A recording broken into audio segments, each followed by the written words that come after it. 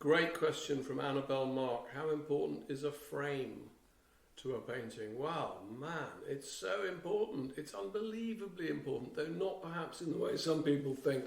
I've got a friend who says, slightly cynical friend who says, whenever you get a big loan exhibition, you can always tell the painting that's owned by the Russian oligarch because it's in a massive gold frame, as if to say, this is a very important painting.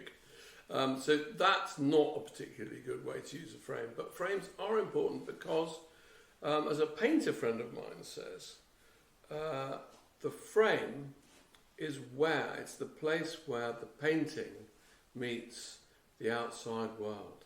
So I'm always very, very sensitive, this painter says. I'm always very sensitive about how I frame the picture, how it meets the outside world. One thing I hate is when people frame pictures in an over-elaborate way, so that you end up with a frame inside of a frame inside of a frame. That especially happens when people start doing mounts on prints or works on paper. They put the thing on a mount, they put another mount over it, they then go, oh, how am I going to do that edge? And you end up with this thing it's ridiculous. It's got edge. You want the image, but then you want the transition.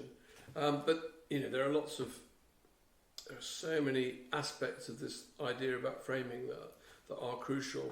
I mean, you could see the frame ultimately as being the context in which the work of art is to be experienced. So, for example, in the case of the great Last Supper by Andrea del Sarto, in that little church on the outskirts of Florence, a name of which I forget, this beautiful way, it's still exhibited in the refectory. And so, yes, the painting is in a big frame, it's done on canvas, but it's in the refectory, which is the larger frame, which is, of course, the frame of meaning by which one experiences the picture, the silent order of monks who once convened in that space every day, 3 times a day, to take their meals. They never spoke, but they contemplated this image on the wall. All of that is part of the frame of the picture.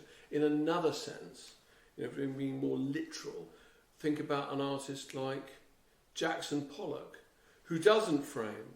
And this is an American abstract foible or habit, which is just to exhibit the stretched canvas, but unframed.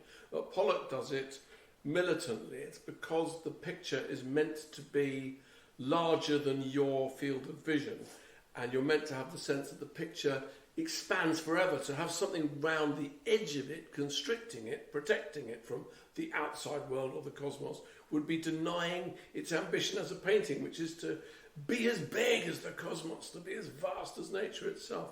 Yeah, I could go on, but that, I hope, gives you the tip of the iceberg of my reasons for why frames really do matter.